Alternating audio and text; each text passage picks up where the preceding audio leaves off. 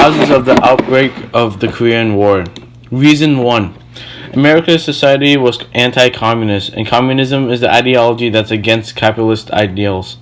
The U.S. believed their security would be threatened if more countries became communist. The U.S. also believed that communist countries might try to export their ideology to other countries like the U.S. and or refuse to trade with the U.S. and thereby damage the American economy. Reason 2. One of the major reasons is world balance of power.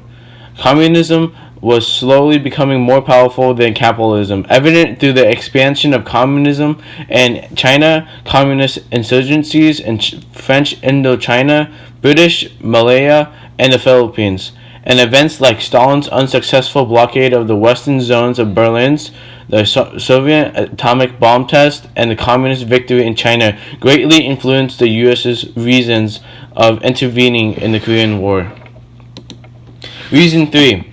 The third reason is McCarthyism and domestic political concerns.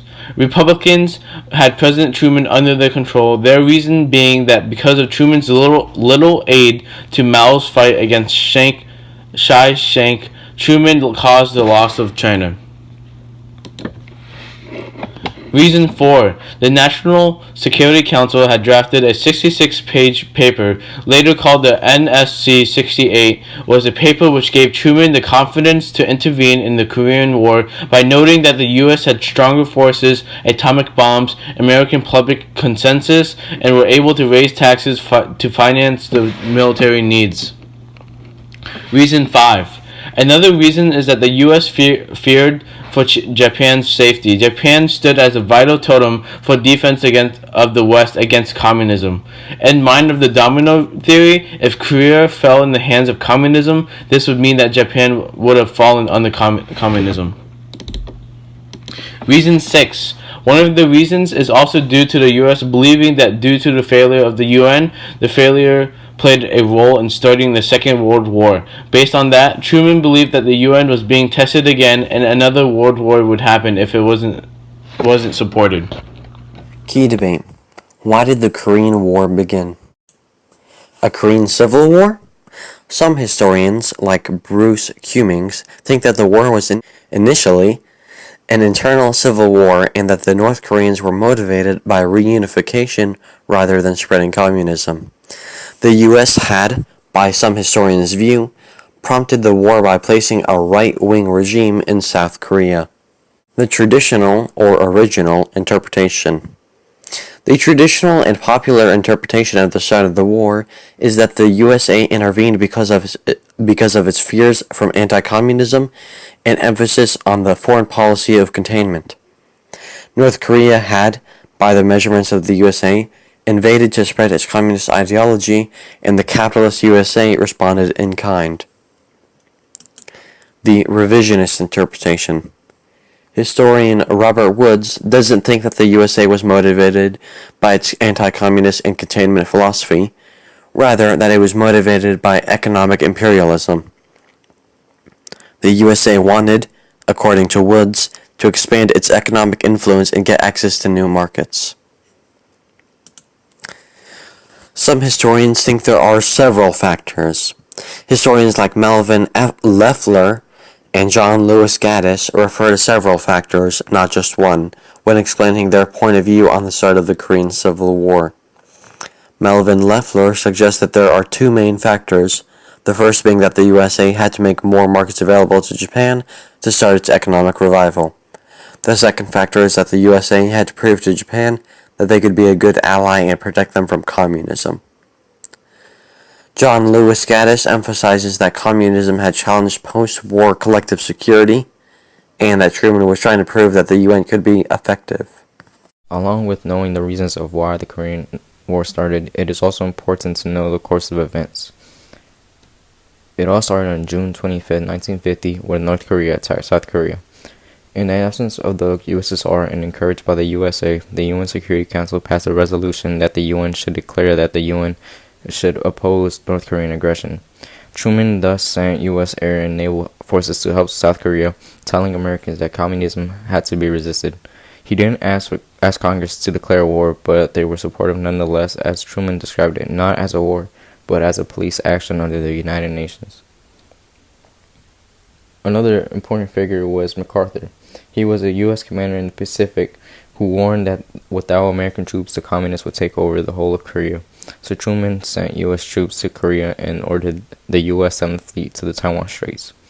Truman appointed MacArthur as the commander for the United Nations Command, and the UN sought direct access to MacArthur, but Truman insisted that he only communicate with Washington, D.C. The following are reasons why the U.S. entry into the Korean War was significant. Joint Chief of Staff Chairman General Omar Bradley doubted that the USSR and China would get involved in the war, but if they did, there could be a third world war. While the dispatch of the 7th Fleet to the Taiwan Straits was motivated by the American fear that Chinese communists take over Taiwan would threaten U.S. security, Communist China interpreted it as an aggressive move. And Chinese fears were confirmed when MacArthur visited Chiang Kai-shek on July 30th and publicly praised him. Truman wanted a limited defensive war in South Korea, while MacArthur wanted to go all out against North Korea and later against China. Next is the summer and autumn of 1950. Unprepared for the North Korean attack, the U.S. and ROK forces were on the defensive and struggled throughout the summer. Despite the experienced and aggressive U.S. Commander Major General Walton Bulldog Walker. The U.S. Army had been run down after World War II, and the 8th Army had gone soft in occupation duty in Japan. While at first American morale was high, as the war dragged on, fighting a limited warfare ideology made it difficult to maintain morale. There was no attack on U.S. soil to motivate soldiers as well, meaning that they didn't have as much motivation as they could have. And Korean conditions were also particularly difficult, and communication issues also led to people not knowing who was North Korean or who was South Korean. Furthermore, American military planners believed that Korea's mountains and rice paddies made it unsuitable for tanks, so none were provided to Syngman Rhee. Thus, U.S. and ROK forces were unable to halt North Korean tanks and were forced into retreat. By September 1950, there had been 8,000 American casualties with little outside support. Only Britain had arrived. The retreating U.S. and ROK and UN troops were now pinned behind the PUSAN perimeter. It was vital that they made a stand, and they managed to. North Koreans now had problems as they had lost 58,000 men in their charge to the south, while Americans still controlled the skies and seas. In order to put the odds back in the favor of the U.S., MacArthur's plan was to bypass enemy strongholds with an amphibious attack that would leave enemy forces cut off and surrounded. Even though it was doubted by the JCS, MacArthur won Truman's support, and the assault went ahead. Thus, through the attack, Incheon and the South Korean capital of Seoul were speedily taken. Over the course of the fight, U.S. war aims had also changed. At first, U.S. had entered the war to restore the status quo, but following Incheon, the U.S., UN, and ROK forces crossed the 30th parallel into North Korea, and the new aim was the destruction of the North Korean armed forces and the eventual reunification of the Korean peninsula. Not long after, Chinese troops became involved. While the U.S. and South Korean troops reached the Yalu River, the Chinese stealthily moved 150,000 men into North Korea. The U.S., UN, and ROK forces were soon in trouble, surprised by the North Korean winter and the arrival of the Chinese. MacArthur then decided that a big offensive would be the only way to end the war. This offensive became known as the November Offensives. This offensive was actually disastrous, and Walton Walker had insufficient supplies, and MacArthur foolishly broadcasted the battle plan on Armed Forces Radio. The Chinese responded with their own offensive, in which 300,000 Chinese and 100,000 North Koreans outnumbered 270,000 U.S., UN, and ROK forces.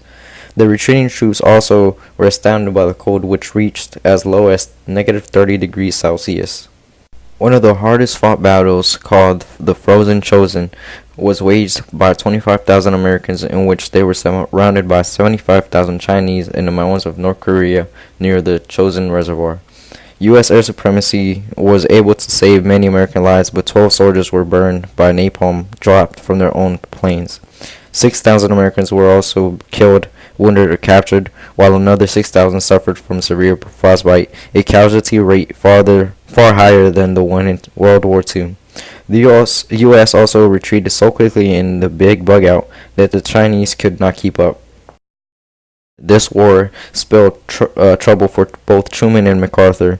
Truman rejected any further requests made by MacArthur to bomb Manchuria to use atomic bombs to unleash Chiang Kai-shek's forces or to send more troops. Truman was also struggling as his polling numbers had dropped. The Democrats did badly in the November 1950 elections, and there was panic in Washington.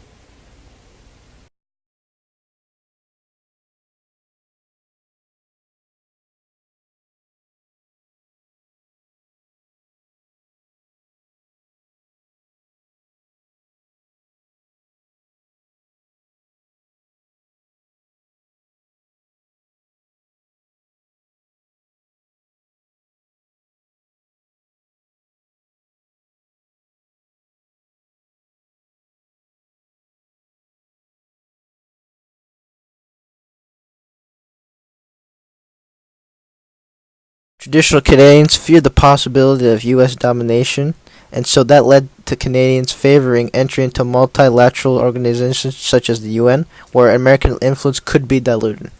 Canada sent approximately 27,000 soldiers, sailors, and airmen, which was the third largest provided. And historian William Stoeck said that Canadians and British provided counterweights to U.S. escalating in Korea. Latin America, on the other hand, voted with the U.S. on resolutions in the UN and OAS. Various countries contributed various war equipment, and many of these people in Latin America felt that Korea was irrelevant to their problems, economically and politically. Truman pushed nations to send troops, but the public obviously did not support it. Some would send troops if they received U.S. economic aid, but Colombia was the only nation to actually send troops in the end. Ending the Korean War, 1950 to 1953. U.S. recovery. President Truman had no intention of abandoning the war effort, even though 66% of Americans thought the U.S. should exit the war. After U.S. Ground Commander Walton Walker's death,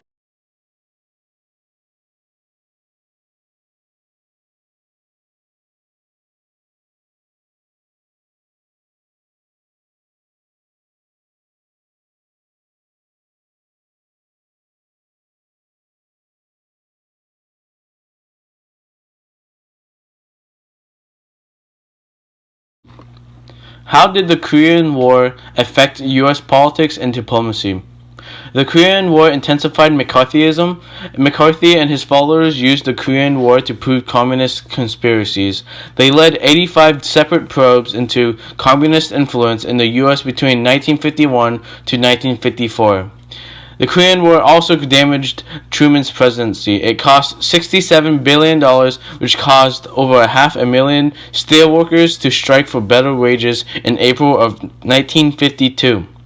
It showed foreign powers the U.S. had proved willing and able to halt communist expansion.